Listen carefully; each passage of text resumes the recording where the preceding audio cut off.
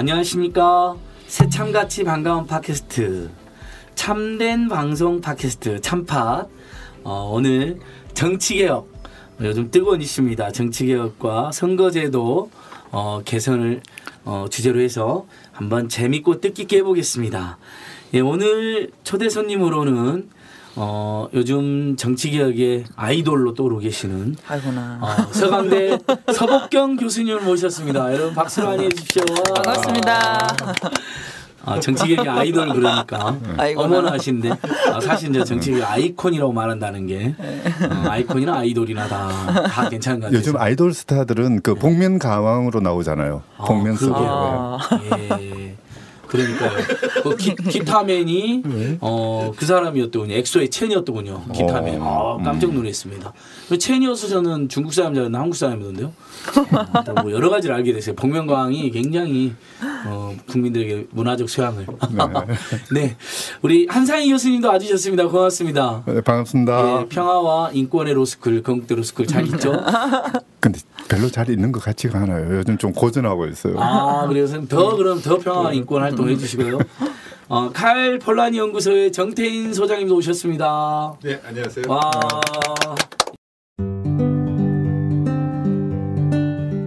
안녕하세요.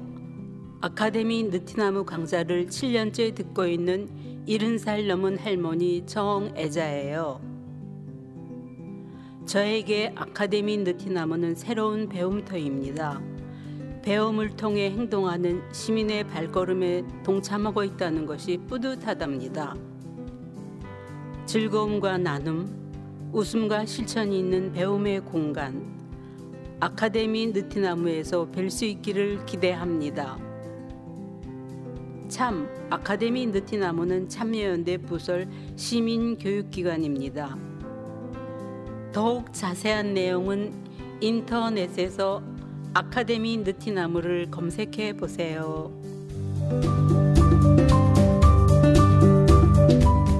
바로 그냥 정치개혁 특위로 그냥 넘어가가지고 지금 이거 정치개혁 뭐 되는 거예요, 안 되는 거예요? 교수님 걱정이 많습니다. 우리 시민단체들은 일부 국민들에게 혼나고 비판을 받아가면서도 우리 국민들을 제대로 대변하기 위해서는 또 행정부나 자본의 독재를 견제하기 위해서는 의원 정수 늘려야 된다, 비례대표 늘려야 된다라는 걸 일관되게 지금 발표하고 캠페인하고 있는데 국회는 영 이상한 것 같은데 지금 상황이 어떤지 한번 설명 부탁드립니다. 네, 일단 10월 13일까지 선거구 획정위가 안을 국회에다가 내기는 내야 하는데요. 예.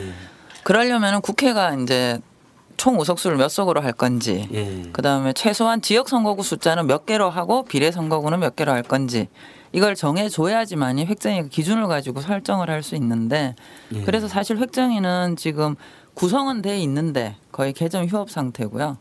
반면에 이제 정개특위에서는 그게 공직선거법 심사 소위에서 안이 통과가 돼야지 획정위 전체 결정이 이루어져서 이제 본회의로 넘어가게 되는데 며칠 전에 그 새누리당하고 새정치연합 간사분들 중심으로 300석으로 한다. 그다음에 지역 선거구하고 비례 선거구 의석 비율은 획정위에서 알아서 해라. 라는 거를 합의를 하려다가 공직선거법 심사소위에 들어있는 정의당에서 반발을 하셔가지고 일단 지금 이제 합의까지는 아직 못 들어가는 거죠. 근데 그 사이에 한 두 가지 흥미로운 또 일이 생긴 게 새누리당 의원총회를 하셨죠. 그 의원총회에서 이 지역구 통폐합 대상이 되는 지역 중심으로 농촌 선거구 의원분들이 뭐 아주 비례 선거구를 비례 의석을 한 석만 남기고 몽땅 지역 선거구 하자라는 아주 극단적인 발언까지 나왔고 김무성 새누리당 대표께서 맞다. 지역 선거구를 늘리고 비례수를 폭 줄이자. 여기까지 나왔고 어제 최근에 이제 발언 나온 거는 대충 한 299석. 그러니까 13석 정도 지역 선거구 늘리고 그만큼 비례 마이너스 하자. 라는 아주 구체적인 의석수까지 지금 논의가 되고 있는 상태고요.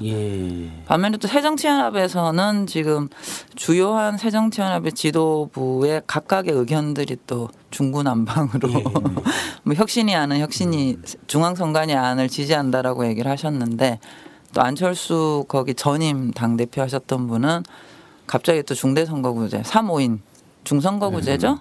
그 안을 또 다시 얘기를 하기도 하고 또 거기 뭐 황주홍 의원이나 이런 의원들은 맞다. 지역 선거구를 줄이면 안 된다.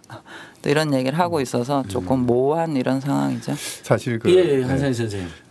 이 문제가 부각된 게 헌법재판소가 그 선거구 획정이 잘못됐다고 위헌 판결을 내렸기 때문에 인구 편차가 그렇죠. 너무 크다.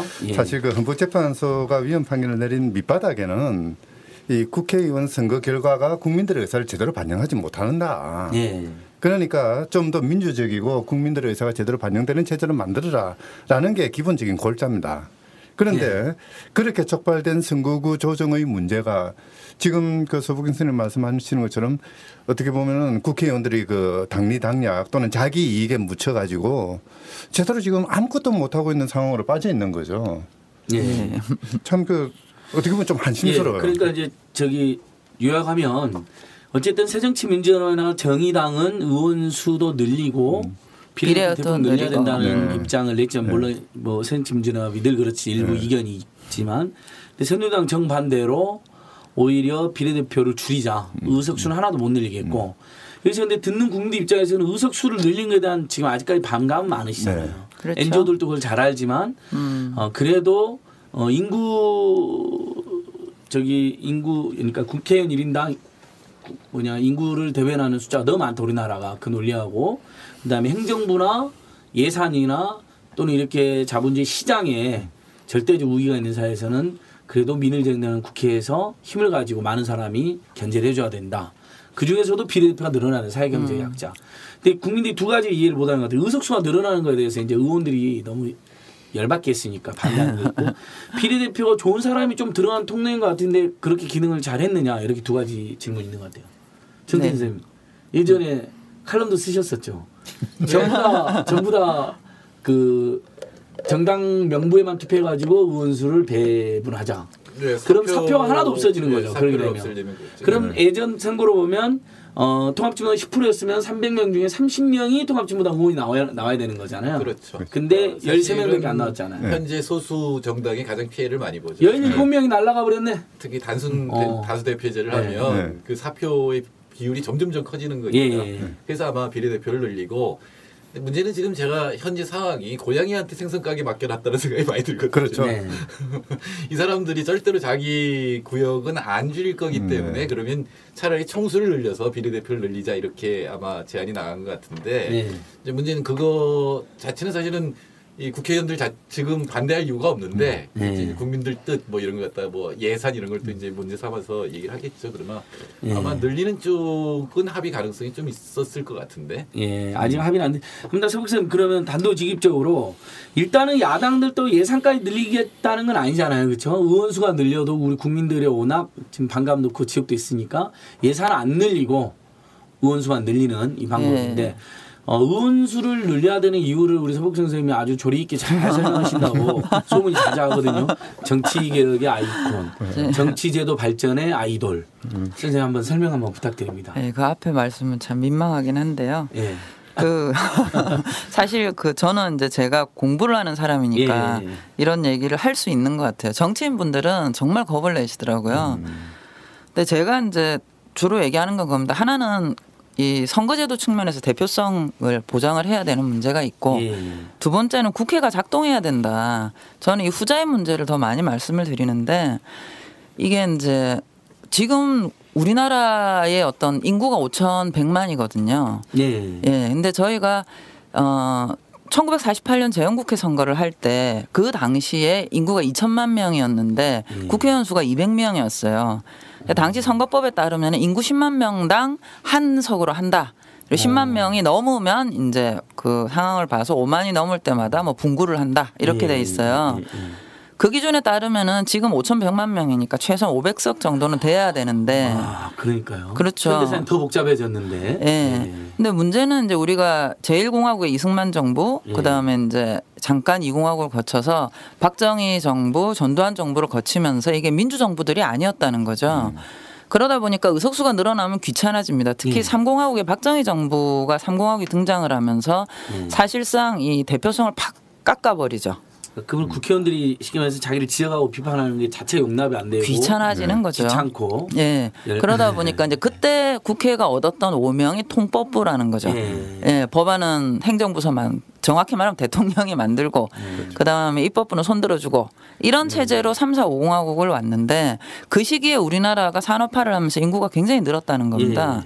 근데 이 시기 동안에 대표할 국회의원 수를 늘려오지 못한 거예요. 다른 나라들은 이제 민주주의를 한 나라들은 인구가 느는 만큼 의석수를 이제 늘려서 반영을 해서 어느 정도 인구 증가가 이제 이렇게 크지 않은 시점이 되면은 적정 의회 대표성 이런 걸 만들게 됐는데 우리는 그 시기가 국회가 거의 더 쪼그라들어 있다가 1987년에 민주화를 하고 88년에 이제 처음 하면서 그 당시 첫 13대 국회의원 선거 의석수가 299석이었거든요. 당시 우리나라 인구가 4천만이었습니다. 그러니까 의석당 대표하는 인구수를 계산을 하면 대략 한 14만 5천 명 정도가 되는 거예요. 이 기준을 지금 적용을 하더라도 한 360석은 돼야 되는 거죠. 최소한. 근데 이제 13대 때도 우리가 299명. 그다음에 한 35년이 지난 지금도 300명 딱 한 상 늘은 거죠. 그것도 세종시 때문에 늘은 거죠. 세종시 때문에 늘은 거죠. 한 사람이 늘었군요. 세종시. 그러니까 일단은 국회의원 의원 정수 의원 숫자가 늘어나는 거에 대해서 반감을 가지고 계신 국민들 중에도 제 친구들도 그래요. 야 인구가 4천만에서 5천만 늘어나는데 그 수만큼 늘어나야 되는 거 아니냐면 그건 일리가 있다. 근데 그러면 예산이 많이 늘어나냐 이렇게 또 바로 공격을 하는데 아니 예산도 안 늘리고 늘리겠다는 거 아니냐. 예산을 동결하고 그러니까 국회의원은 1인당 받는 금액이 줄어드는 거죠. 그렇게 되면. 뭐 그러면 논의는 해볼 수 있겠네 이런 분들도 꽤 있긴 한데 현재 여론은 어찌됐든 그럼에도 불구하고 예산을 동결해도 늘리는 건 못 보겠다라는 건데 이제 일종의 고의적인 어떤 정치 불신이나 폄훼가 팽배하니까 또 그걸 부추긴 세력이 주로 청와대 독재 세력들이 있었다 너무 적나라 하시네. 네, 아니 사실이잖아. 그러니까 아직은 우리 국민들 여론이 저희 참여연대가 보통 뭔가를 주장하면 한 그래도 한 7, 80%는 항상 늘 지지해 주셨는데 이번 거는 지금 50%가 안 되고 있거든요. 상당히. 그래서 아마 우리 청취자들께서도 참여연대 주장과 좀 다르게 생각하시는 분도 있으실 것 같아요. 그래도 국회를 정상화하는 게 정치를 발전시키기 위해서는 의원 정수가 제 느낌도 그런데요. 인구 10만 명, 한 명 정도는 돼야 되잖아요. 그렇죠. 한 명이 막 15만 명, 20만 명 되면 너무 어렵잖아요. 지금이 딱 그렇잖아요. 그렇죠. 그게 뭐 이제 한 나라의 국회의원 수가 얼마나 적정하냐 이런 거는 그 나라의 역사적인 전통이 중요하긴 하지만 2015년 기준으로 보더라도 OECD 국가 기준에서 우리나라보다 국회의원 한 명이 대표하는 인구수가 더 많은 나라가 일본, 미국 정도인데요.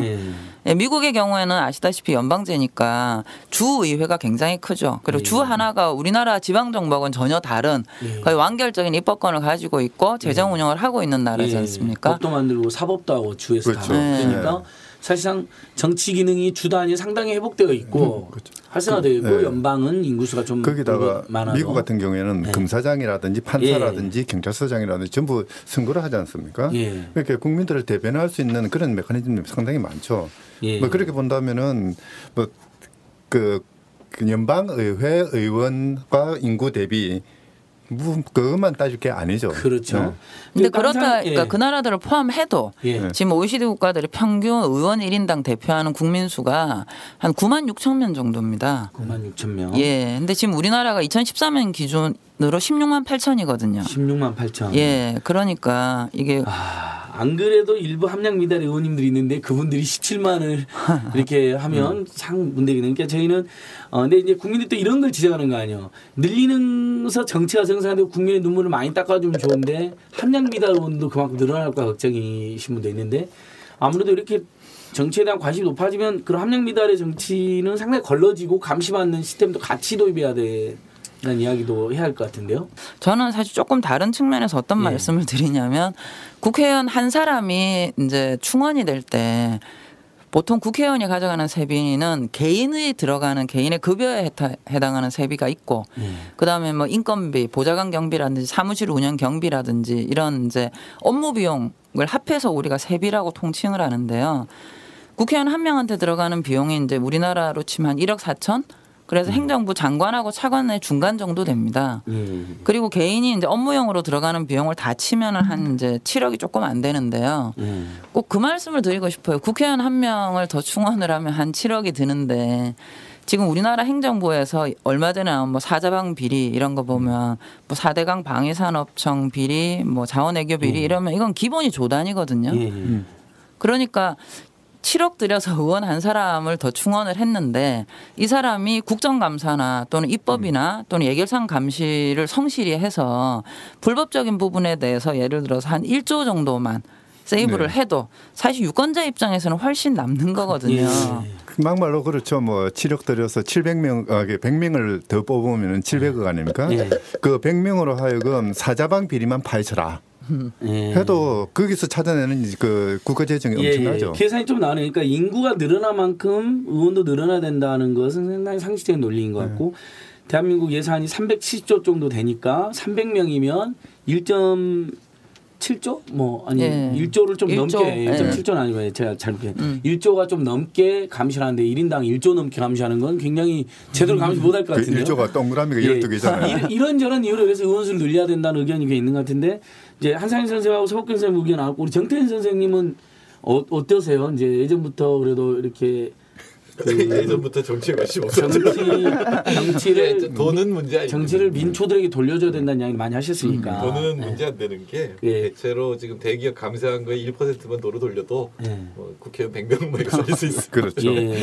좀 너무 많이 깎아줘서 지금 그리고 사실은 그런 거잖아요. 국민들이 야 그 돈 주고 얘들 하는 거 없는 것 같다. 그것 때문에 열받은 거죠. 국회 가서 보면 모르는 이름이 대박이거든요. 그러니까 국회에 대한 평가, 국회의원 평가를 정확히 해서 국민들이 이 사람들이 어떤 일을 하고 있구나. 예컨대 우리 대통령께서는 국회의원 몇 년 했는지 모르겠는데 법안 발의한 게 1개인가 2개밖에 안 되거든요. 그러니까 그 박근혜 의원, 정몽준 의원 이분들은 사실 국회에서 퇴출시켰어야 될 의원들이에요. 그러니까 이분들 때문에 국회가 평가가 안 받으냐 법을 하나도 낸 게 없거든요. 거의. 정몽준 의원은 로비법. 그다음에 박근혜 의원은 사회보장 기본법 이렇게 딱 하나씩만 냈어요. 사실은 이 국회의원들에 대한 평가가 미디어가 좌지우지하는 게 많잖아요. 의원들이 어떻게 해서든지 신문에 나오려고 하는 자기 부고 빼고는 다 나오면 좋다라는 식으로 이렇게 평가가 되는데 그거를 넘어서는 어떤 객관적인 어떤 평가 같은 것들이 제시가 된다면 그 돈은 굉장히 전혀 아깝지 않은 돈이다 이렇게 말씀드립니다. 근데 정치인들이 굉장히 우리 국민들이 실망시키는 건 사실이지만 사실은 만약에 정치가 제 기능을 하면 대통령이든 행정부도 잘 감시 견제할 수 있고 예산 특히 제대로 쓰게 할 수 있고 또 이렇게 국방부 요즘 우리 국민들 열받게 하는 국방부 개혁도 잘 될 수 있고 특히 이제 자본이나 언론의 횡포도 제재할 수 있는데 지금 말한 대상들은 그럼 정치가 제 기능하는 게 싫고 의원이 늘어나는 게 싫겠네요.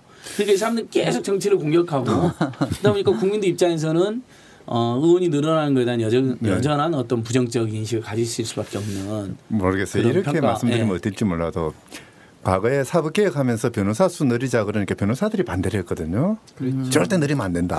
의사 수 늘리자 그러면 의사들이 반대를 해요. 지금도 그렇죠. 지금도 국회의원 수 늘리자 그러니까 국회의원들이 또 반대를 하고 있어요. 그게 바로 그 자기들이 어떻게 보면은 지금 현재가 그러니까 자기들이 권력을 누리는 한 방법이라고 볼 수 있는 거죠. 그 대법관들 또 매일 일 많다고 그러면서 대법관 늘리자는 것만 한다잖아요. 그렇죠. 희한하대요. 그러니까 거기에 일단 득점이익을 누리기 위해서는 숫자를 늘리면은 그만큼 줄어드니까. 그러니까 그 부분이 보면 참 직무유기다라는 생각을 많이 하게 되는 게요. 이 우리나라 13대 국회에서 299명이 있을 때 우리나라 이 국회의원이 해결해야 되는 총 접수 법률안이라 그러죠. 4년 동안 받았던 법률안 숙제 과제가 938건이었거든요. 아, 13대 때요? 998건? 938건이었어요. 938건. 근데 18대 국회에서도 똑같이 299명이었는데 이분들이 이제 해결해야 됐던 법률안 숙제 과제는 13,900건 정도였어요. 와, 엄청 늘었네요. 그러니까 의원 수는 똑같은데 법안이 몇 배가 는 거죠. 939건에서 13,900건인데요. 그러다 보니까 몇 배인지 순간 계산을 못해. 이게 아마 14배가 넘는데 이게 어떤 문제가 있냐면 그러면 이제 국회의원분들이 그러니까 저는 어디 가서 그런 얘기를 드리는데 가끔 사실 법안 심의 활동 안 하시는 분도 계시고 이 뭐 성추행이라든지 이런 사고 치는 분들이 있기는 있어요. 없다고 말 못 하는데 그렇죠. 그럼에도 불구하고 어디 가서 꼭 말씀드리는 것이 우리나라 국회의원분들이 좀 자랑스럽지 않고 조금 후져 보일 수도 있고 사고도 종종 치시기는 하는데 하나는 제가 말씀드릴 수 있다. 절대 게으르진 않다. 이 얘기를 드릴 수 있는 이유가 이 우리나라를 이제 미국이나 영국이나 뭐 프랑스, 독일 이런 OECD 국가 기준으로 했을 때 우리나라 국회의 회기 일수, 그러니까 국회가 문 열어놓는 숫자, 그다음에 위원회 회의 시간, 그다음에 국회의원들이 법률 심의에 들이는 시간, 총 이런 걸 계산을 해보면은 우리나라는 OECD 평균보다 훨씬 많아요. 그러니까 오히려 제가 이제 보는 상황은 아까 그 왜 938건에서 한 14배가 늘었는데 국회가 노냐 아니고 한 10배 정도 많이 통과를 시켰어요. 실제로. 한 9천 건 이상을 18대 국회에서도 법률을 만들었거든요. 근데 그래도 한 4천 건이 버려지는 거죠, 지금. 10배의 생산력을 돌렸는데도 4천 건이 버려지는데 문제는 10배로 돌아간 생산성으로 만들어낸 순풍순풍 찍어낸다고 저는 얘기하는데 이 거의 공장식으로 찍어내는 법률이 그러면 잘 만들어지느냐. 그렇지 않다는 거죠. 컨베이어 벨트가 10배 속도로 막 돌아가니까 불량품이 뚝뚝 떨어져요, 지금. 그래서 만들어 놓고도 재정이 없어서 시행을 못 한다든가 아니면 만들었는데 현실하고 안 맞아가지고 또 몇 년 있다 도로 주소 담아갖고 또 바꾼다든가 이런 부실 심의나 졸속 심의가 엄청나게 많다. 전에 통과시킨 법률하고 지금 통과시킨 법률이 서로 모순되는 경우도 있고. 예, 그리고 유관 법률이라 그러죠. 예를 들어서 뭐 정당법, 선거법, 정치자금법, 국회법이 비슷한 분야듯이 이 유관 법률 사이에 충돌이 일어나가지고 시행을 못하고 홀딩하고 있는 경우도 있고. 이제 그러다 보니까 일은 많이 하는데 제대로 해야 되고 우리 민초들 국민들도 제대로 대변해야 되는데 그분은 아무튼 지금 의원들 중에 제대로 하는 사람들은 못하는 사람도 있고. 물리적인 한계 때문에 제대로 못하는 사람도 있네요. 그렇죠. 일단 17만 명 가까이 대변하고 있는 거니까. 그러니까 제가 지금 보는 국회는 딱 이렇게 표현하고 싶어요. 20명이 일해야 되는 공장에서 10명이 돌리고 있는 겁니다. 지금. 그러니까 13대 국회 우리나라 예산이 18조였거든요. 근데 지금 2015년 기준으로 1988년이 18조였는데 2015년 기준으로 우리 예산이 지금 376조입니다. 310조쯤 됩니다. 76조. 376조 맞아요. 76조인데 그러니까 똑같은 299명 내지 뭐 플러스 1명 더 된 양반들이 18조를 심의하다가 지금 376조를 봐야 되니까 지금 뭐 사자병 비리나 이런 것들이 순풍순풍 쐬고 있는데도 잡아내기가 힘든 거예요. 객관적으로. 1인당 1.2조쯤 되네요. 아까 제가 산수표로 1.7조라고. 사실 거기 산수가 무서워요. 업무량은 또 많아지고요. 이제 법안도 많아지고 예산도 많아지고 정부 크기도 커지지 않습니까? 감시해야 될 정부가 커지고요. 거기다가 선거구까지 크니까 이 지역 주민들하고 접촉할 기회가 그만큼 없어지는 거죠. 뭐 어떻게 보면은 뭐 OECD 중에 우리나라가 뭐 노동 시간이 제일 많다 뭐 그런 이야기 나오듯이 사실 국회의원들이 하는 일도 엄청나게 많은 거죠. 저는 그 이야기도 돼요. 인구 지금 300명인데 공무원은 100만 명이 넘는단 말이죠. 그래요. 이 공무원들이 오히려 저는 행정 독재가 더 앞으로 문제가 될 거라고 생각하거든요. 선생님, 정태 선생님 이쯤에서 한 말씀 해주십시오. 어떻습니까? 오늘 너무 얘기 안 하는 거예요. 선생님이 지금 이야기 안 하셔서 제가 머릿속에 발언 시간을 재고 있어요. 아니 정태현 선생님이 관료도 일부 해보셨으니까 국회의원 300명이 100만 명의 공무원을 감시하는 쉽지 않아 보였어요. 아까 우리 서 박사님 얘기한 게 20명이 일해야 되는데 10명이 일한다. 근데 국민들 보기엔 그 10명 중에 7명은 또 놀고 있거든요. 사실은 3명이 20명 문제를 지금 하고 있는 셈인데 근데 국회가 일할 수 있는 조건도 만들어줘야 돼요. 보좌관들 정말 열심히 일을 하는 사람이 많은데 국책연구원을 한번 생각해 보면 국회는 예정처 같은 이제 이 보좌하는 정책 보좌진이 있는데 정부하고 비교해 보면 한 100분의 1밖에 안 돼요. 제가 보기에는. 그러니까 현재 국책연구원의 반은 국회로 이동시키면 그러면 이 국책연구원들도 여러 가지 성향이 다양하거든요. 근데 여기는 지금 정부 밑에 있으니까 정부 원하는 대로 지금 찍어내거든요. 정책을. 근데 이 다양한 성향을 가진 연구원들이 국회로 가면 자기가 원하는 방향의 정책을 만들어낼 수 있을 거 아니에요. 그렇게 되면은 국회 질도 올라갈 수 있으니까 사실은 지금 질이 낮은 거는 숫자가 많아서가 아니고 이 정책을 만드는 국회 내의 시스템 자체가 문제가 있는 거죠. 사실은 내각제라 그러면은 그 시스템에서 바로 정권을 잡을 수 있을 정도가 돼야 되는데 지금 그렇게 못 되는 거는 아까 서복경 선생님 얘기했지만 그동안 독재 시대를 거치면서 국회가 하는 일이 없어졌었던 거거든요. 어떻게 보면 하는 일이 없는 것처럼 홍보되었기 때문에 그럴 수도 있겠죠.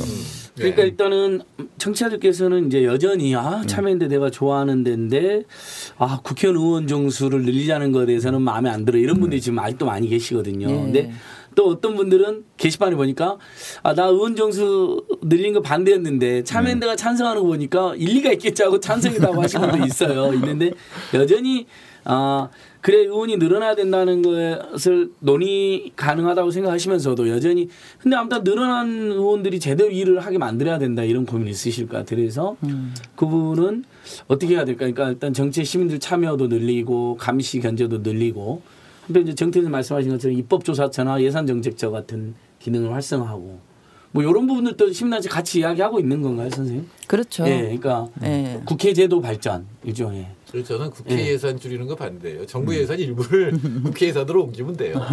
사실 그러면 전체적으로 줄은 건 아니고 전체적으로 늘은 건 아니거든요. 그러니까 지금 2015년 기준으로 국회 전체 예산이 한 5,200억밖에 안 돼요. 5,200억.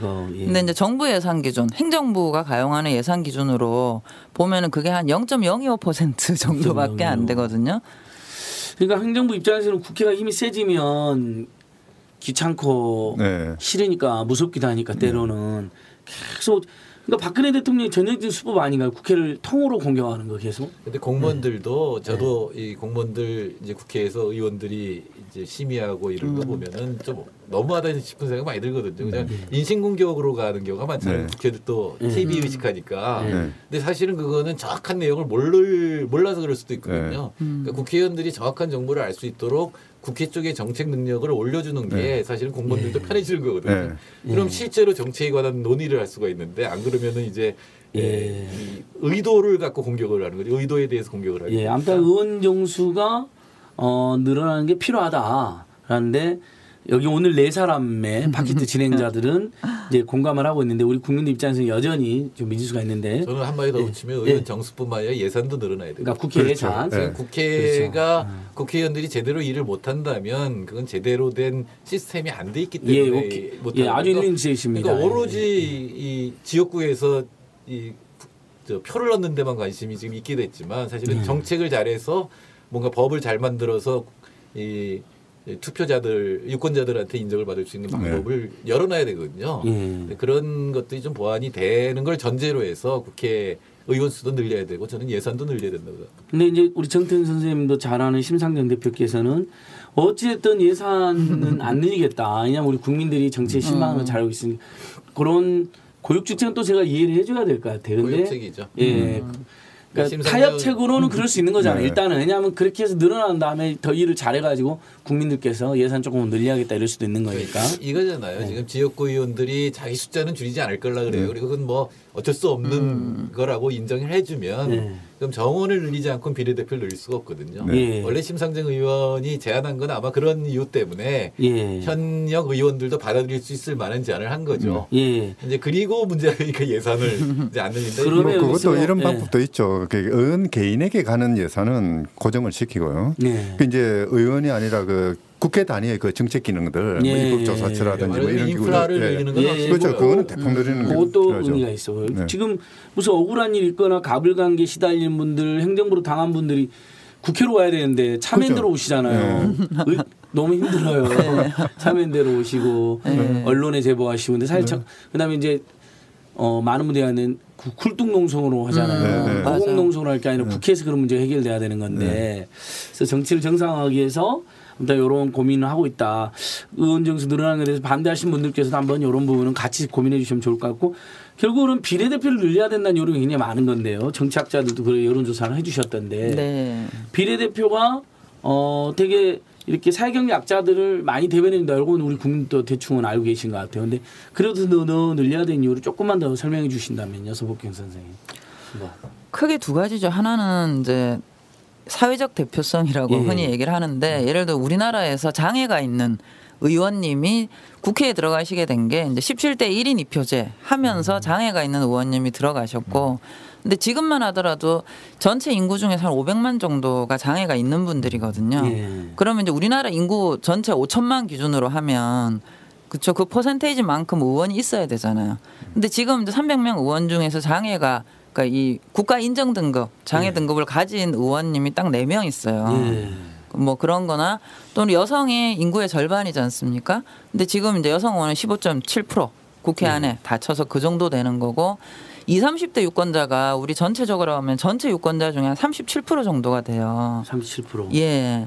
거의 없는 것 같은데. 근데 지금 딱 30대, 그러니까 20대는 아예 없고 30대 국회의원이 딱 2명 있죠.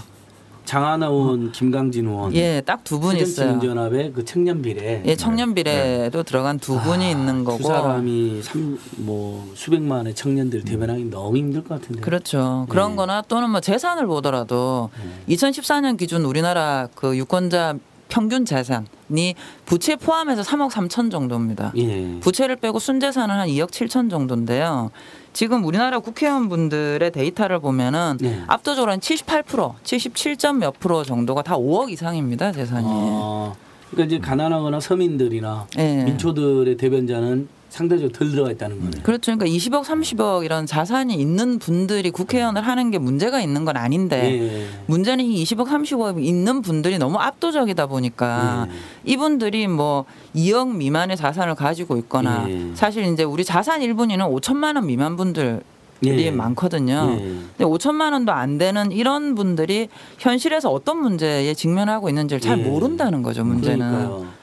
저희들은 지하철 9호선에 시민들은 막 미어터져 죽는데 이분들은 다 이제 항상 비싼 고급차만 타고 다니고 그러니까 제대로 대변이 안 된다 이렇게 생각하시는 분들도 있더라고요. 예, 그러니까 뭐 어떤 국회의원 분은 지하철이나 버스 교통비를 모를 수도 있는데 그분은 이제 버스나 지하철 안 타고 다니는 분을 대변하시면 되는데 그렇죠. 문제는 압도적인 서민 유권자들은 버스나 지하철을 탄다는 거죠. 그럼 최소한 이게 어떻게 움직이고 그러니까요. 있는지 어떤 개선을 위한 정책이 필요한지 이런 이 실질적인 삶의 고민을 할 수 있는 그런 걸 위해서는 우리나라 인구 분포하고 가능한 맞는 대표성이 만들어져야 되는데 문제는 사실 그런 장애가 있는 분이나 또는 뭐 이렇게 여성분이나 또는 20, 30대 청년들이 지역구 선거에 나가가지고 당선이 될 수 있냐는 거죠. 그게 굉장히 어렵지 않습니까? 이 선거운동 하러 다니려면 한 번 휙 돌기 위해서도 이게 비용이 엄청나게 그렇죠. 들고 이런 상황이기 때문에 정당에서 이 좋은 어떤 대표성을 가질 수 있는 분들을 많이 발굴을 해줘야 되고 이런 분들이 또 국회에 적정한 비율로 들어가 있어야 그 고민을 정책으로 만들 수 있는 이런 면에서 비례대표가 이제 많이 확장될 필요가 있는 거고요. 또 다른 한편이 이제 지금 많이 말씀하신 사표죠. 사실 이게 우리나라 19대 국회가 심각한 게 뭐냐면 우리나라 유권자 19대 선거가 54.2%였어요. 투표율이. 그러니까 2명 중에 한 분이 투표 안 하는 거죠. 근데 문제는 이 54.2% 투표하신 분들 표 중에 2표 중에 한 표가 4표예요. 그러니까 2표 중에 한 표는 안 될 사람을 찍으신 거죠. 그러다 보니까 이 19대 국회 전체를 보면 전체 유권자 한 4분의 1 정도의 표로 구성된 겁니다. 이 19대 국회가. 그러니까 나머지 4분의 3의 유권자 투표 안 하러 갔거나 내가 된 사람이 당선이 안 됐거나 이런 유권자들 입장에 있어서는 내가 문제가 생기면은 참여연대 오고 크레인에 올라갈지언정 국회를 찾아가게 안 된다는 거죠. 근데 내가 찍은 표가 그대로 어쨌든 국회의원을 만드는데 온전하게 기여를 했다. 이러면은 유권자 입장에서는 사실 본전 생각이 나는 거죠. 내 표로 됐으니까 네가 나를 대변해라. 그렇죠. 그러니까 찾아가게 된단 말이에요. 정치가 더 가까워지기도 하는 거죠. 그렇죠. 국회나 국회의원들에 대한 신뢰가 약해지는 이유 중에 하나죠. 내가 그 지지하지 않는 사람이 나의 의사에 반하는 이상한 그 정책 결정을 하더라는 거죠. 그러다 보면은 신뢰가 약해질 수밖에 없죠. 그러니까. 내가 찍은 사람이 국회의원이 됐을 때 그리고 내 그 이해관계에 맞는 주장을 할 때 그때 이제 국회를 신뢰하게 되는 거거든요. 관심도 더 생기고. 그렇죠. 그러니까 여러 가지로 아무튼간은 국회가 국민들로부터 멀게 느껴지는 인원도 너무 작고 예산도 작고 아무래도 내가 찍은 표대로도 안 됐고 그러니까 결국은 그런 부분을 보완하는 장치로서 사회적 약자들이나 계층 대표성을 대폭 강화하는 게 비례대표다. 그렇죠. 그럼 한 심상정 대표 한 100명 주장하신 것 같네요. 100명. 저 정의당에서 얘기하신 거는 240명 지역구 240명 그다음에 비례 120명 해서 그러니까 120명 그래서 한 360명 정도를 얘기하시는 거죠. 최소 시민단체들도 지금보다는 한 2배 가까이 늘어나야 된다. 그렇게 주장을 하고 있는 거고.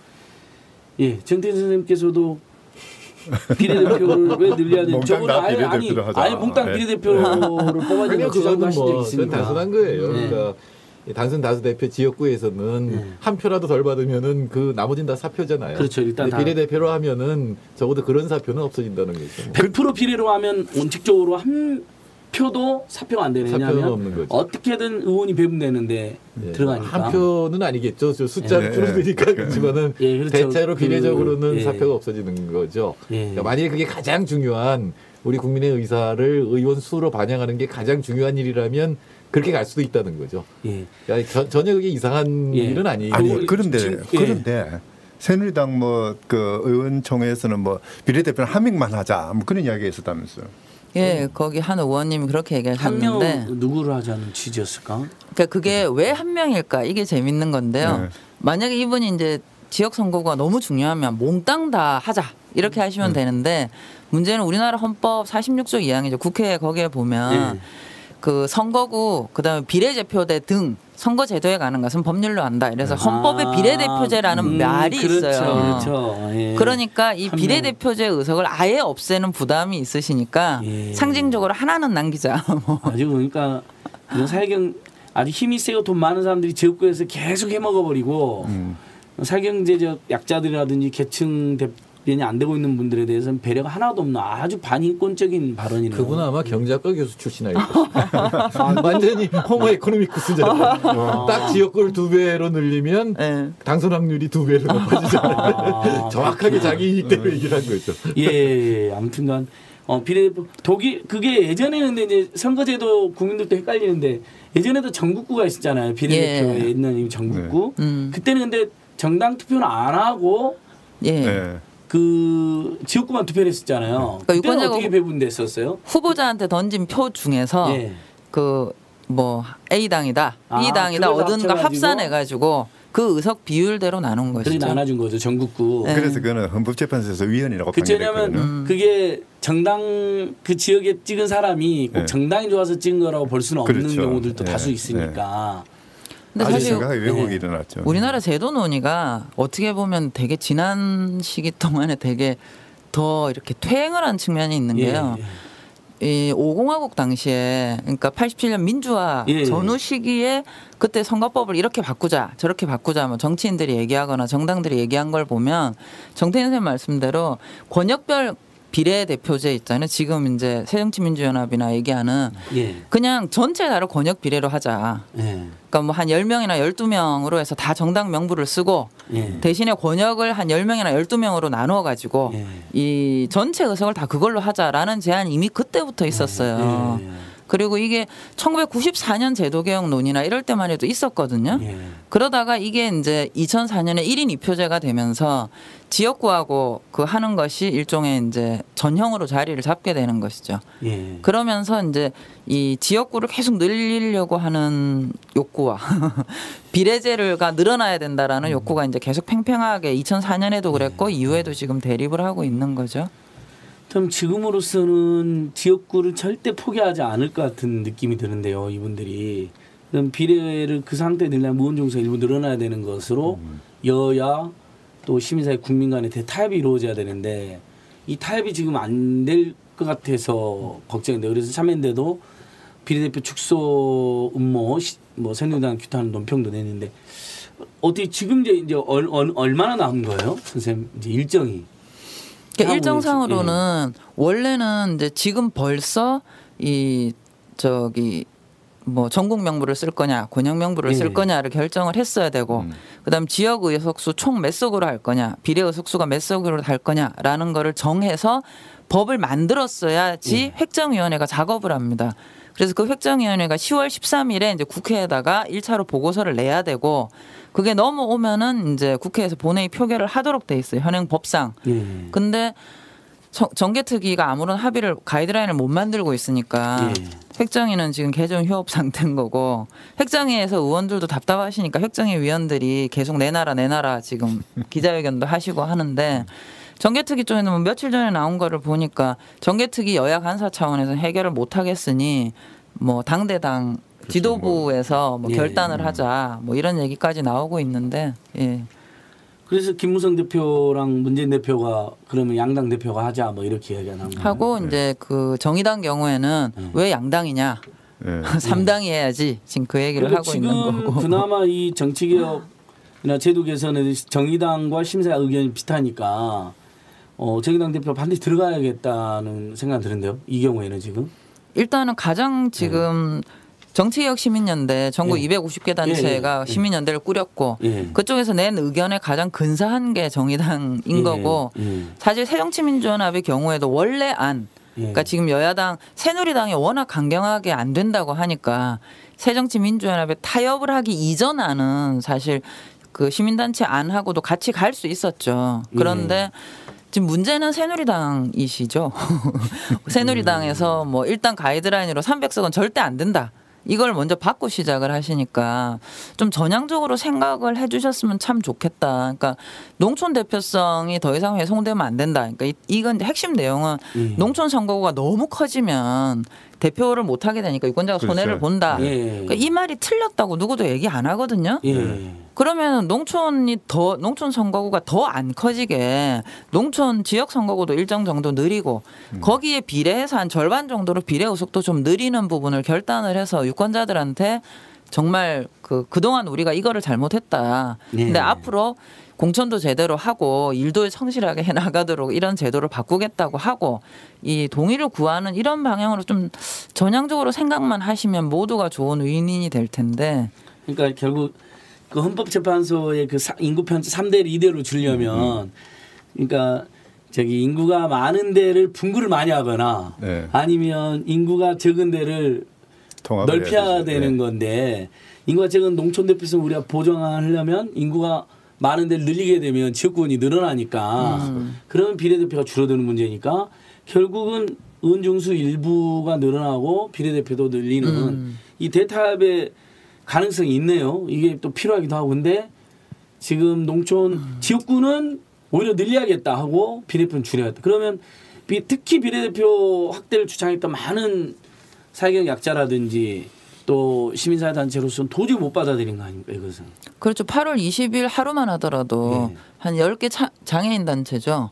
국회 앞에서 비례대표 늘려달라 기자회견 하신 바 있고 각계각층 단체들 청년에서도 그랬고 늘려달라고 했는데 오히려 새누리당 반대로 한다는 거죠.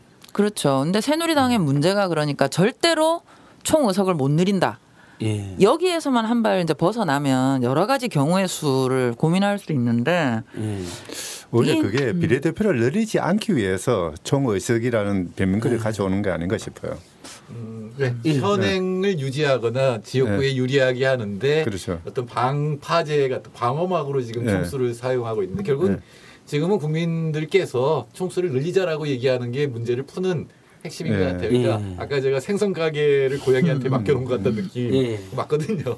근데 너네 그 고양이가 뭐가 결정할 수밖에 없는데 현행 제도상 고양이가 먹을 수 있는 생선 양은 정해놓고 그 이외의 생선을 늘려서 너네 요건 먹지 말고 요건 그렇죠. 국민 뜻대로 좀 이 생선을 사용하자 이렇게 하는 게 유일한 타협책이기 때문에 지금 국회의원들이 믿음직스럽지 않지만 그러나 국회의원 늘리는 거를 국민들이 요구를 해서 이 한계의 이 문제를 갖다 벽을 이렇게 넘어가게 해주는 게 핵심인 것 같습니다. 그러니까 국회의원 좀 늘려서 이 사람들 기득권 늘려준 것 같아서 좀 찝찝하신 마음이 있다 하더라도 그들이 어찌했던 행정부와 시장과 자본의 독재를 이렇게 효과적으로 감시를 견제해준다면 우리 국민에겐 더 도움이 될 텐데 그 대신에 늘어나는 비례대표를 국민들 뜻대로 뽑는 그렇죠. 그 방안을 좀 더 강화시켜서 국민들이 원하는 대로 의정활동을 할 수 있는 그런 국회의원들을 새로 만들어야 되는 거죠. 늘어나긴 하지만 그분들은 정말로 국민의 뜻을 반영하는 사람들이 되도록 하는 제도를 넣어서 정원을 늘리는 것이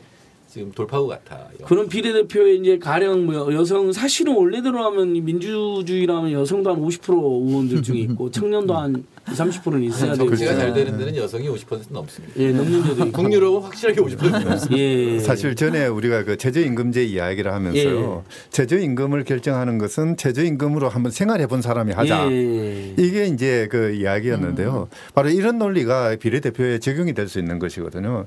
정말 최저임금으로 생활하면서 최저임금제 그 잘못된 점을 몸으로 체험한 사람이 국회에 진출할 수 있도록 하는 것. 여기 비례대표제의 그 기본 골자잖아요. 20대 30대들은 한 수십 명 들어가야 되는 거 아닌가요? 그렇죠. 이렇게 억울하고 힘든데 딱 2명이 어떻게 대변을 해요? 그게 청년 일자리를 늘리는 방법이기도 하네요. 그분들이 청년 일자리 늘리는 방안만 확 줄여야 되는 건 50대 남자들을 확 줄여야 돼요. 지금 연령대로 보면 50대가 제일 많고 그다음에 60대. 그러니까 5, 60대는 과잉 대표되어 있고, 이 10대는 한 명도 없는 거 아니에요? 10대, 20대는 아예 그 연령. 그렇죠. 그게 또 그 사실 우리 19세 유권자가 전체 유권자의 1.7%예요. 반올림하면 2명은 있어야 되는데. 그러니까요.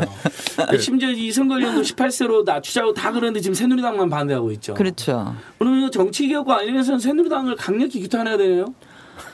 방법이 그밖에 없네 지금. 현실적으로 사실 그러니까 유권자의 참여를 늘리거나 예를 들어서 왜 투표 시간 연장하는 문제. 노동 시간이 긴 분들 못 하니까 한 9시 10시까지 하자.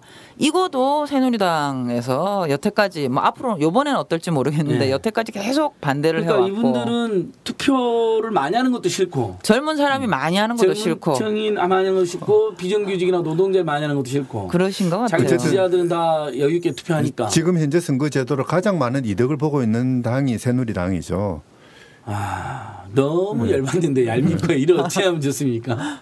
물론 평소에도 그 당의 문제점 우리가 너무 잘 알고 있지만 정치개혁에서도 번번이 지금 이런 상태가 되고 있는데, 그러면 250개 시민단체가 이제 모인 것은 저번에 우리 기억으로는 2000년 낙선 운동했던 이후에 최대로 이렇게 한번 오랜만에 다시 모여본 것 같은데. 그렇습니다. 예. 계속 뭐 국민들 만나는 행사도 잡고 있으시죠. 서복경 선생님도 뭐 전국을 지금 돌고 있는 거 아닌가요?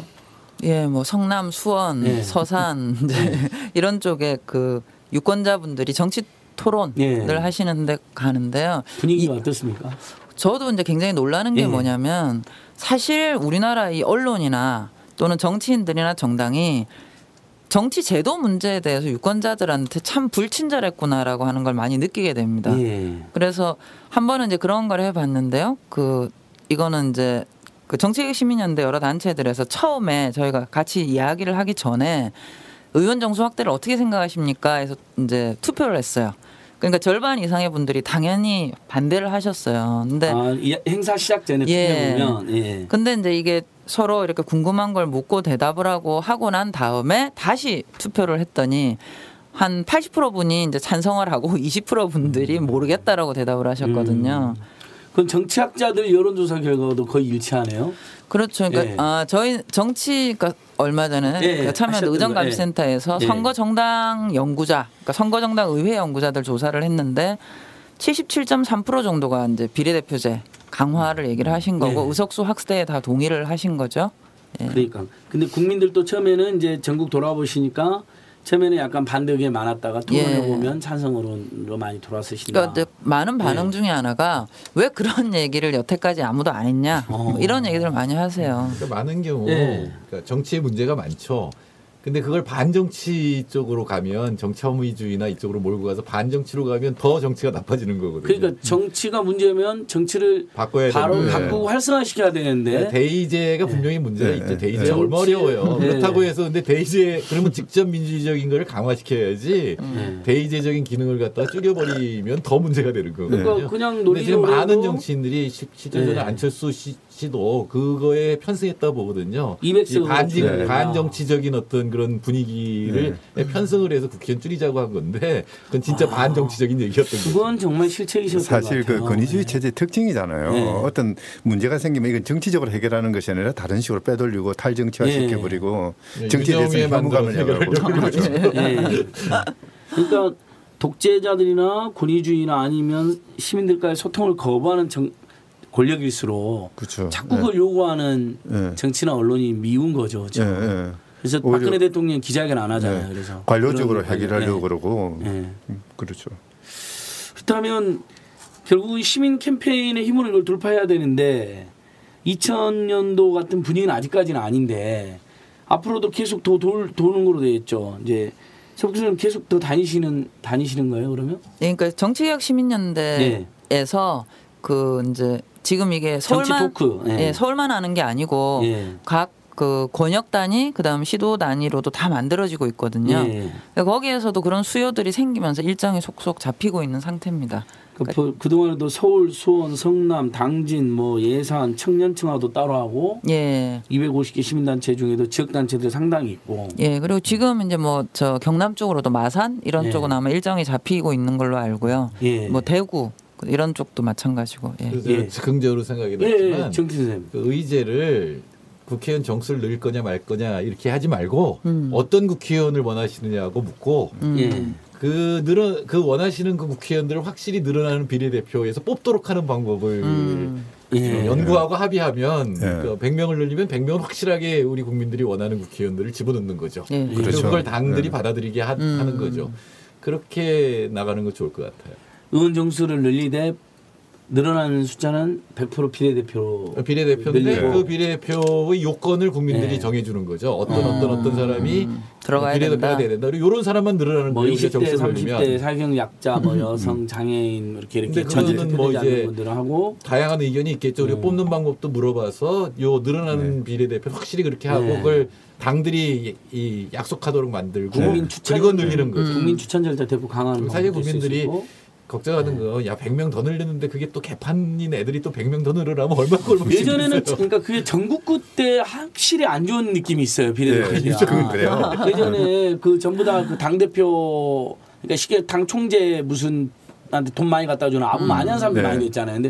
근데 지금은 정확히 안 그러죠. 정책자로서 서울시에서 보기에도 비례대표 요즘에 보면 의정활동 좀 열심히 한다 잘한다는 의원들이 보면 비례대표가 많잖아요. 그러니까 그런 것도 많이 안 알려져 있는데요. 그러니까 그게 너무 안 알려진 것 같아요. 그러니까 지역구 국회의원분들하고 비례 의원분들의 활동을 보면요, 법안 발의 실적이라든지 또는 뭐 이제 그 정책 발굴과 관련된 여러 뭐 입법 공청회를 한다든지 이런 활동에서 이 비례대표 의원들의 전문성을 확인해 줄 수 있는 지표들이 많이 있습니다.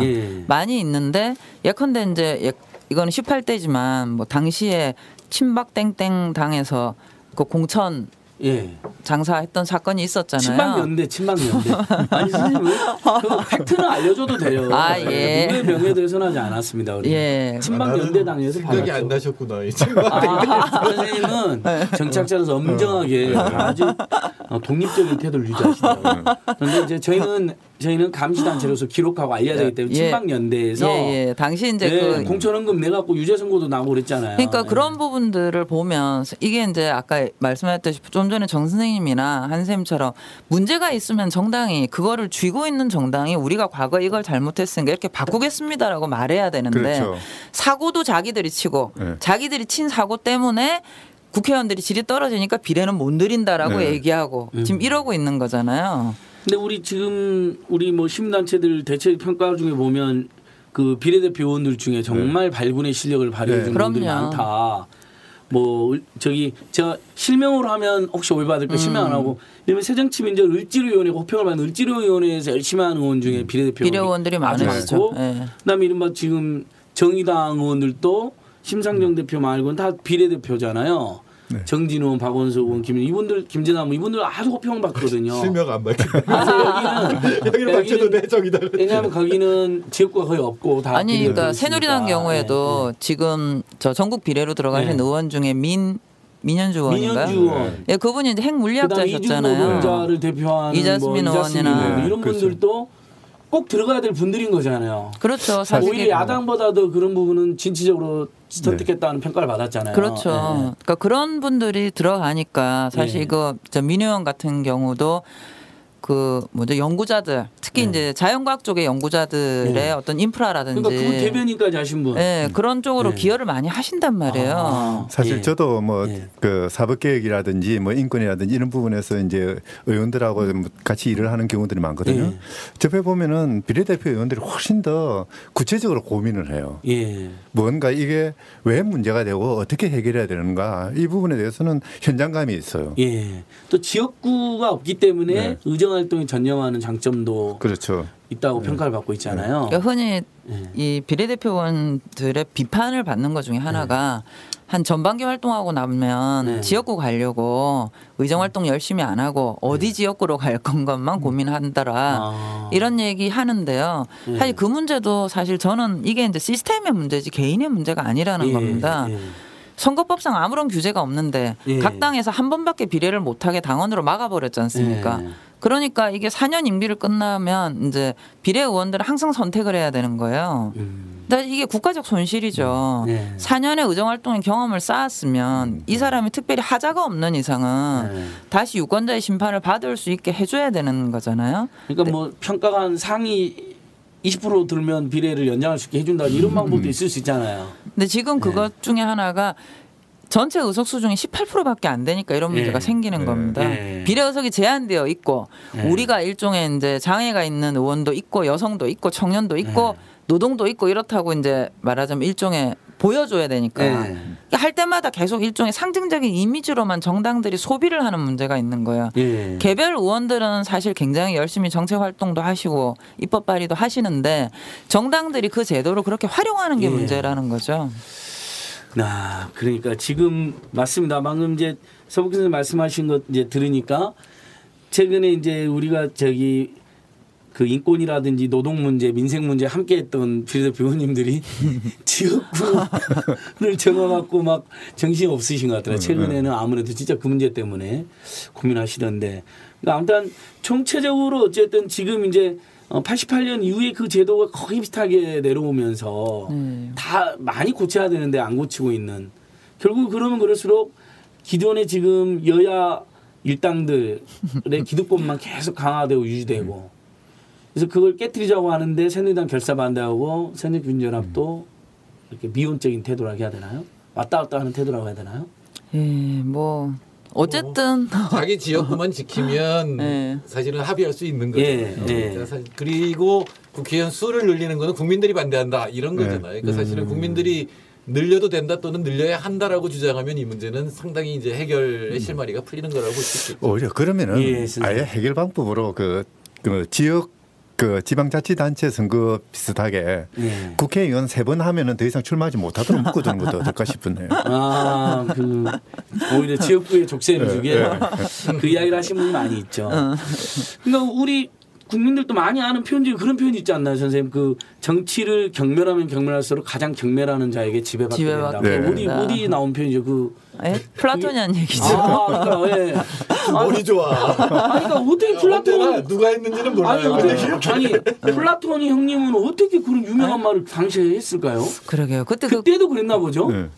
그때 그리스 많은 공자님 말씀에 다 찾을 수 있어요. 그런 말들은. 그러니까 어쨌든 공동체를 유지하는 데는 공동체 일을 주관하는 게 어떻게 정치라고 한다면 그 정치에 직접 하거나 시민 권력 가지고 아니면 좋은 사람 뽑기끔 노력하지 않으면 엉뚱한 사람이 돼가지고 지배받는다. 최근에 한국 사회가 딱 저는 그 꼴이라고 생각하는데 투표도 반밖에 안 하시니까.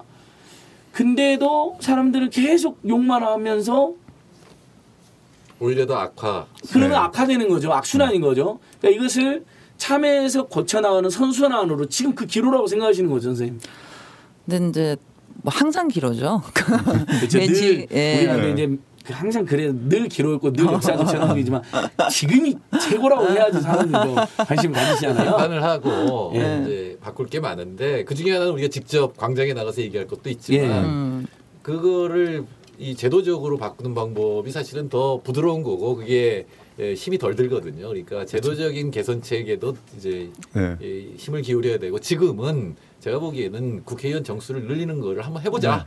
해보되 다만 이제 늘리는 국회의원들은 비례가 돼야 되고 그 비례는 이러이러한 사람이 돼야 된다라는 걸 국민들이 강하게 얘기해서 각 당들이 받아들이도록 만드는 게 지금 가장 이 문제를 푸는 방향이 아닐까 싶어요. 무엇보다 국민들이 좀 의식을 해야 될 거예요. 민생을 해결하는 최일선은 관료도 아니고 시민단체도 아니죠. 국회의원이어야 되거든요. 그러니까요. 정치의 영역이죠. 바로 그런 부분들을 좀 자각을 하셔서 적극적으로 참여하셔야 됩니다. 자기들의 이해관계를 대변해 줄 수 있는 사람들을 폭을 넓혀달라고 요구해야 되는 거죠. 그러니까 정치가 이게 얼마나 우리에게 좋은 기능인지 이러면 제가 NGO에서 SK텔레콤 앞에 갖고 20번을 이동청 요금 인하해달라 그래도 면담 한 번 응하지 않는데 야당의 이제 미방 의원들이 기본요금 폐지해야 된다니까 그때서 달려가지고 뭐 기본요금 폐지하면 안 된다는 식으로 화답을 하고 국민들의 뜻을 어찌했든 조금이라도 인하하겠다는 식으로 신용을 한단 말이죠. 그게 정치의 힘이잖아요. 결국 제도적으로 국민들의 의사가 집결되어 있는 권력이 있는 건데 그게 늘어나면 늘어날수록 우리 국민들 삶이 나아지는 거잖아요. 저는 딱 그런 느낌이 있는데 이게 우리 국민들은 아직 그래 못 느끼시는. 그 지점에서는 저는 정말 꼭 드리고 싶은 게 유권자 잘못이 아니다. 이게 그 좀 전에도 2012년 대통령 선거 때 안철수 의원이 새정치 했더니 뭐냐 하고 물었잖아요. 그러니까 한 100석 팍 줄이자. 네. 그때 이제 아가 실수하셨다고 하셨는데 그게 안철수 의원님 창작물이 아니었단 말이에요. 한 10년 전에 2002년에 이 노무현 전 대통령이 당선되던 시점에 후보 단일화를 하셨던 정몽준 후보도 새 정치가 뭐냐라고 했더니 팍 깎아라. 그때도 나왔던 거고. 그분 자기가 그만뒀어야 될 사람이죠. 법안 하나만 발의한 사람이에요. 그건 참여연대 평가에 나와요, 공식적으로. 지금도 이제 뭐 지금은 이제 변호사하고 계시지만 한때 왜 TV 관계도 나왔던 무균질 정치인 박찬종입니다. 그분도 국회의원 팍 깎아야 된다고 얘기하셨고, 그러니까 희한한 게 우리나라 유권자들이 지난 한 30년 동안 기존 시스템에 문제가 있고 새로운 정치를 합시다라고 들고 나온 많은 분들이 국회의원 수를 팍 깎아야 된다고 얘기를 했어요. 그러니까 이제 화나고 분노하게 되는 건데 사실 그 화와 분노로 나를 대변하는 서민 국회의원을 보내자 라고 해야 되는데 너도 그만해 이렇게 돼버린 거네. 그 말 하기 전에 자기가 그만두겠다 소리를 먼저 했어야 되는 건데. 그러니까 그렇죠. 그러니까 다들 논리가 뭐냐면 기존에 있는 분들은 팍 깎고 나는 들어가야 됩니다. 그렇죠. 이 얘기를 지난 30년 동안 한 거예요. 본인을 생각해보면 깎아도 될 것 같으니까 그런 소리 하지 않았을까요? 본인이 생각해보면 본인이 놀고 먹으니까 남들도 다 놀고 먹을 거라고 생각하고 본인이 한 건밖에 법안 발의를 안 했으니까 뭐 다른 사람은 아무것도 안 했겠지. 그러니까 결국은 이제 정치에 대한 분노와 실망을 우리 여기 모인 네 분도 저까지 보면 세 분도 다 우리가 이해하고 존중하잖아요. 근데 그것을 해결하는 방식은 다 야 국회의원들 너희들 숫자 줄여 너희들 일 차라리 그만해 이게 아니라 정말 내가 원하는 정치인을 더 늘리는 방향으로 가야 된다. 그래야 산다는 거잖아요. 근데 이게 이제 조금 토론해보고 이성적으로 생각하시면 상당히 이런 결론에 도달하는데 지금도 여론조사는 아무튼간 부정적인 답변이 압도적이긴 하세요.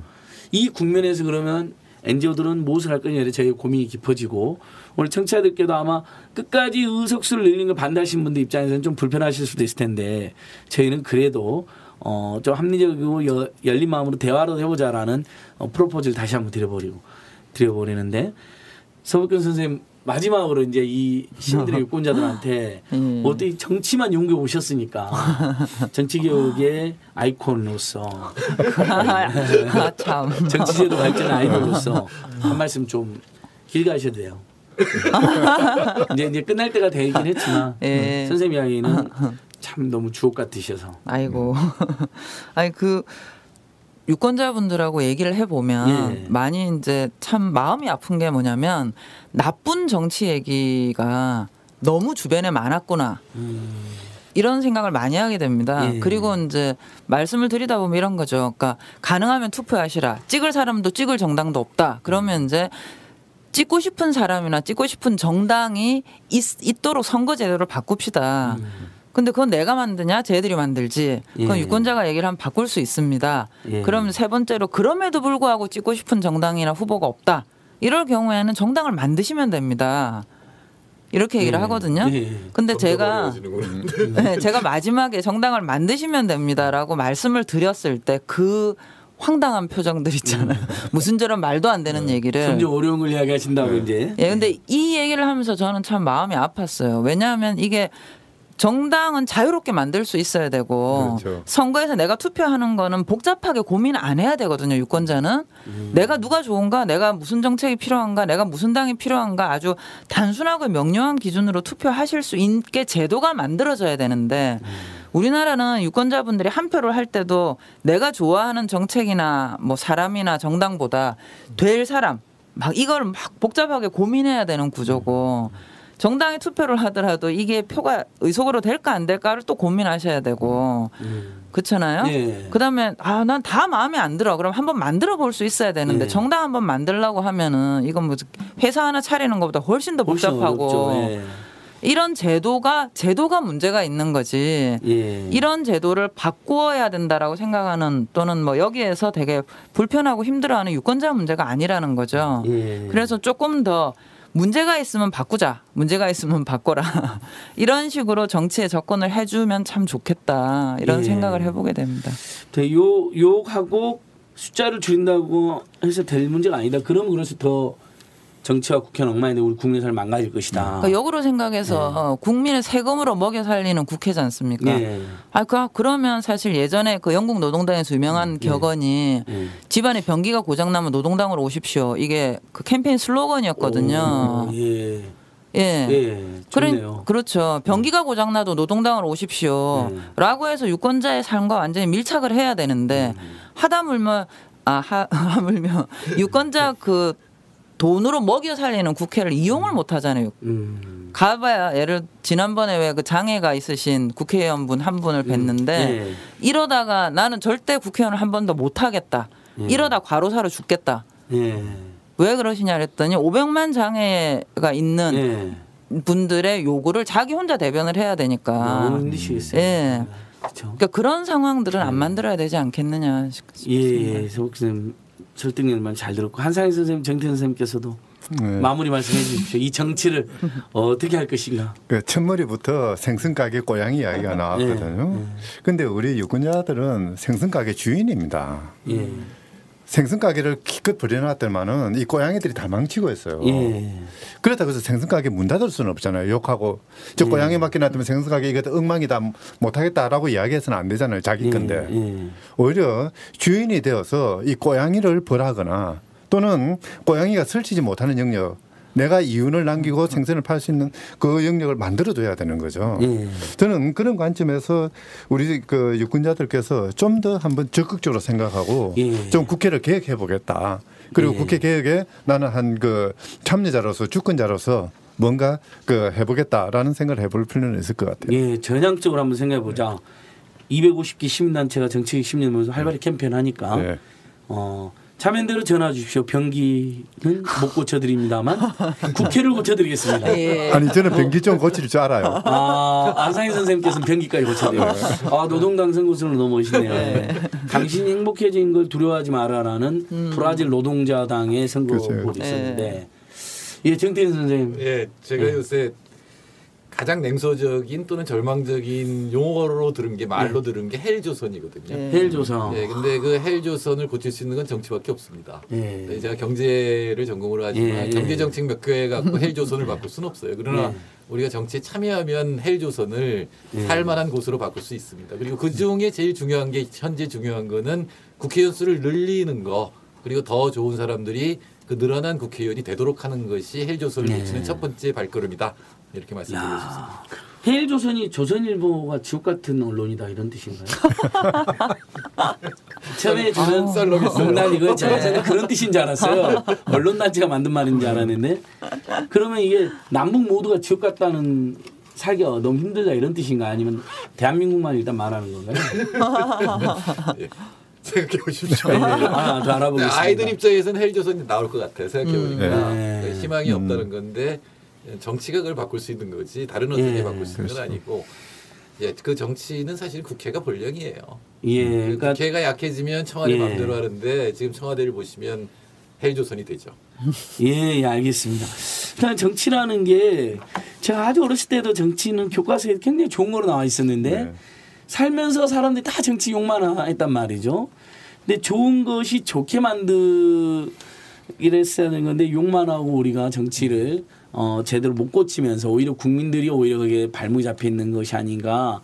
유권자들 입장에서는 그래도 의석수 늘리는 거 비례대표 막 늘리는 거에 대해서 이렇게 부정적 의견이 여전히 있으실 수 있지만 한 번 더 정말 여기 모인 네 사람이 정말 우리 국민의 삶을 어떻게든 더 좋게 하는데 정치 역할이 중요하다고 감히 저희가 이렇게 전향 생각하자고 이렇게 거듭 제안을 드리는 부분이니까 한번 잘 생각해 주실 것을 다시 한번 당부드리면서 오늘 우리 서북경 선생님과 우리 정치개혁을 위한 토크 참여연대 팟캐스트 참팟 마무리하도록 하겠습니다.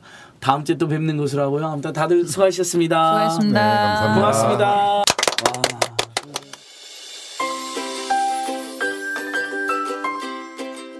참여연대 2015년 캠페인 한 시민 한 단체 후원하기.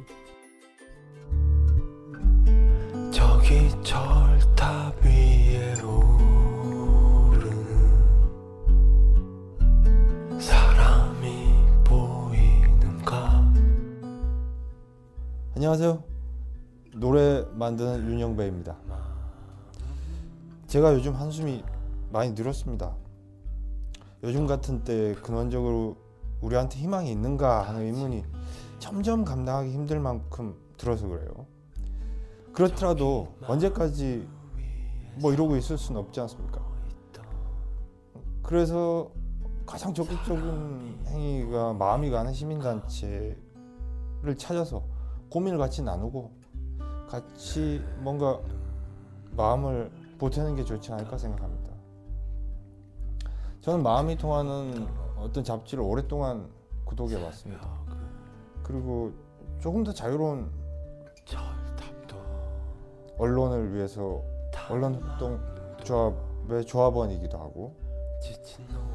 지금 다들 어떻게 지내세요?